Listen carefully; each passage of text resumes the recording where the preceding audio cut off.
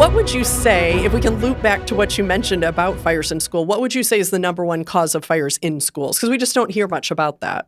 I would think, and he touched on it a good bit, there are intentional fires being set, arson. I think last time I looked up, it was about 40% of fires in schools are arson related or intentional settings. And most of those, and correct me if I'm not right about this, most of those are actually on the grounds in wooded areas or outside trash cans, just places that, would start a fire pretty easily. Right behind that, you've got cooking incidents in the kitchen. They got the massive equipment there and overheats, and then some other little things are like an overloaded electrical systems. We got so many things hooked into the core electric system that it's being overloaded, or HVAC issues. So those pretty much, that wraps up the main things, that the main causes. Okay, so I was going to guess science experiments. That was my thought. When I thought I'm going to ask this, I bet they're going to say science experiments gone bad. So arson is shocking to me. Like, that's just so sad. I mean, that, I guess, you hope better than that. That's, wow. Anything else you wanted to add to that before I go on? I didn't mean to cut you off.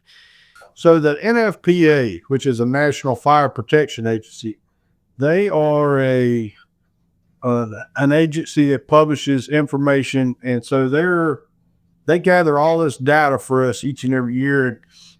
Annually, there's about 3,200 school fires every year. No kidding.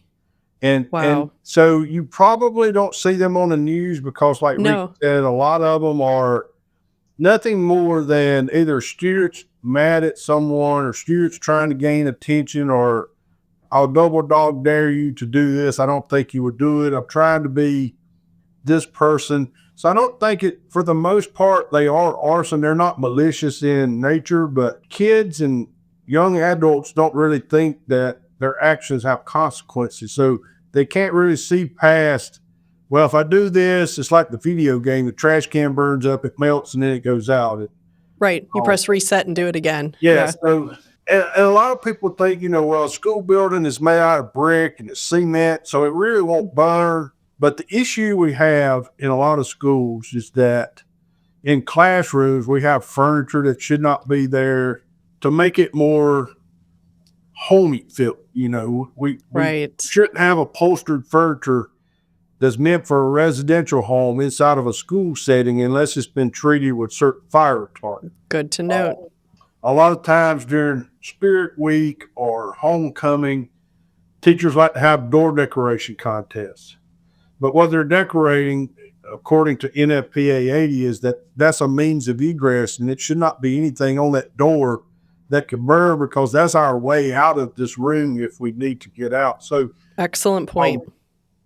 So a lot of the things that are happening inside the schools, the other 20%, it's just a matter of, machines, they're all mechanical, so things break down over time. Sure.